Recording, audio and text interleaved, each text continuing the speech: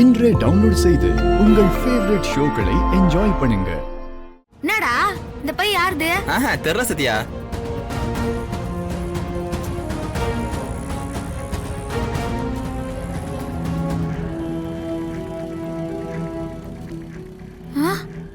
டேய் பாத்துட்டாங்கடா. என்ன சத்யா இவ்வளவு பணம் இருக்குது?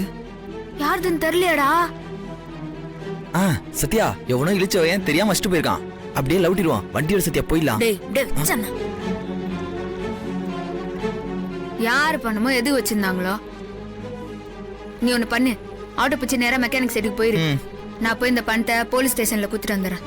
சரி சத்யா, நான் போறேன்.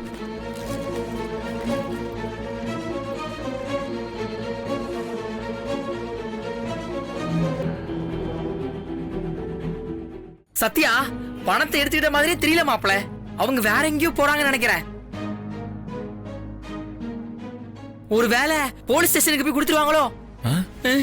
என்னடா சொல்ற? ஆமா மாப்பிள, வா அவங்கள ஃபாலோ பண்ணுவோம்.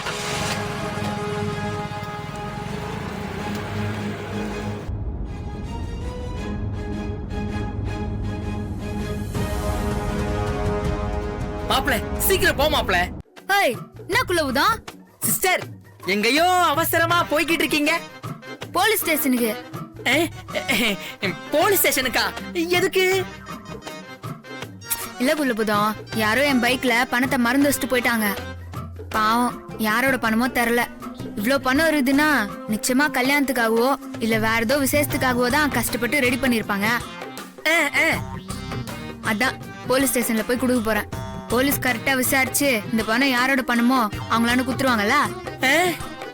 சரிதான் சிஸ்டர், நீங்க நல்லவங்களா இருங்க, வேணான்னு சொல்லல. ஆனா அநியாயத்துக்கு இப்படி அன்னை தெரசாவே வாழாதீங்க. ரொம்ப கஷ்டம். இந்த பணம் பிரபுவோட பணம் தான்.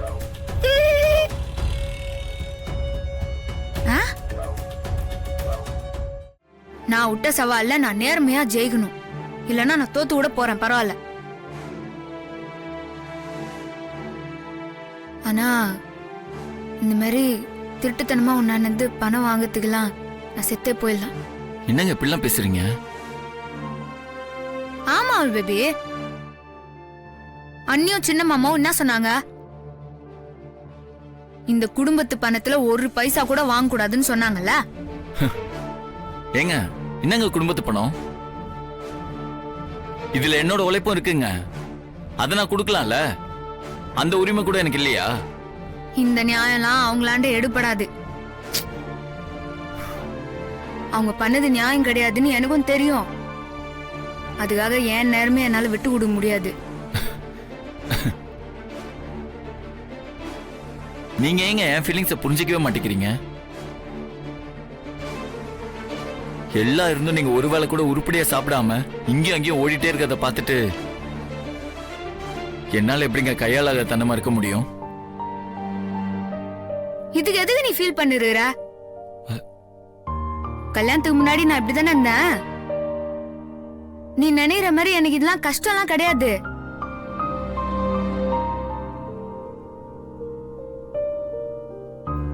சிஸ்டர், நீங்க இப்படி சொல்றத நானே ஏத்துக்க மாட்டேன் சிஸ்டர். கல்யாணத்துக்கு முன்னாடிங்கிறது வேற, இப்பங்கிறது வேற. இப்ப நீங்க என்னோட வைஃப். உங்களுக்கு வேணா இதெல்லாம் பழக்கப்பட்ட விஷயமா இருக்கலாம், கஷ்டமே தெரியாம இருக்கலாம். ஆனா உங்களை இப்படி பார்க்கும் போதும், நீங்க இப்படி கஷ்டப்படும் போதும் இவன் மனசு கஷ்டப்படதானே செய்யும்.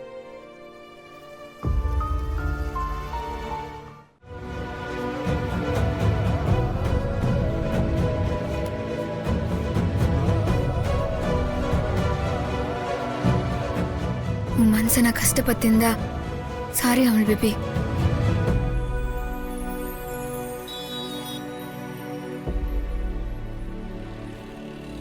இந்த பணத்தை தான் என்னால வாங்கிக்க முடியாது. ஆனா நீ உன்னோட சொந்த உழைப்புல எது குத்தாலும் நான் வாங்கிக்கிறேன் அமல் பேபி. ஏன்னா அது ஏன் புருஷனோட பணம். அதை வாங்கிக்கிறதுக்கு எனக்கு எல்லா உரிமையும் இருக்குது.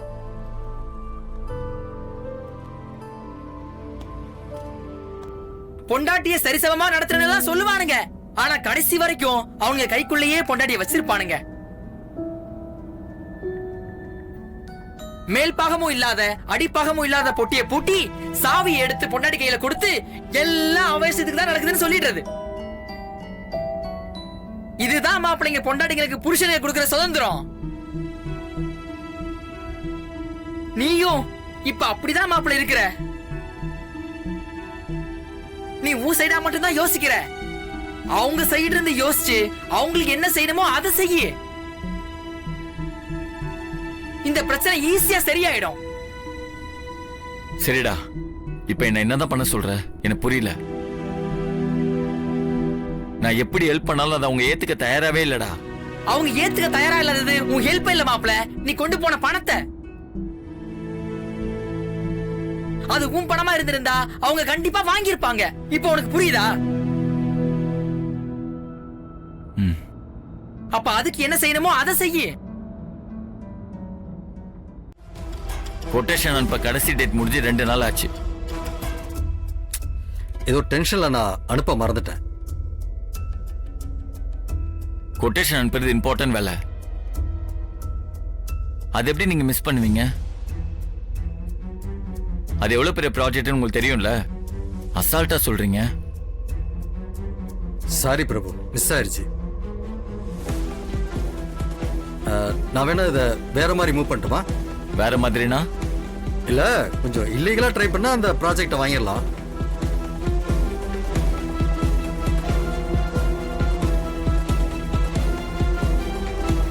இங்க பாருங்க, இந்த ப்ராஜெக்ட் கிடைக்காதனால நம்ம கம்பெனிக்கு லாஸ் தான். ஆனா அதுக்காக இல்லீகல் எல்லாம் போவானா. ஏன்னா நம்ம கம்பெனிக்குன்னு சில எத்திக்ஸ் இருக்கு, அதுக்கு எடுத்துட வேணாம். ராம் கன்ஸ்ட்ரக்ஷனுக்கு நம்ம அனுப்பின கொட்டேஷன் அப்ரூவ் ஆயிடுச்சு சார். நமக்கு ப்ராஜெக்ட் கிடைச்சிருச்சு சார். ப்ராஜெக்ட் கிடைச்சிருச்சா? சித்தப்பா கொட்டேஷன் அனுப்பவே மறந்துட்டேன்னு சொல்றாரு, நீ அப்ரூவ் ஆயிடுச்சுன்னு சொல்ற?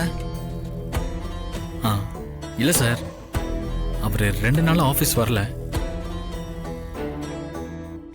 கொட்டேஷன் அனுப்புறதுக்கு டைம் முடியற மாதிரி இருந்துச்சு. அதான் உங்ககிட்ட பெர்மிஷன் கூட வாங்காம நானே கொட்டேஷன் அனுப்பிட்டேன்.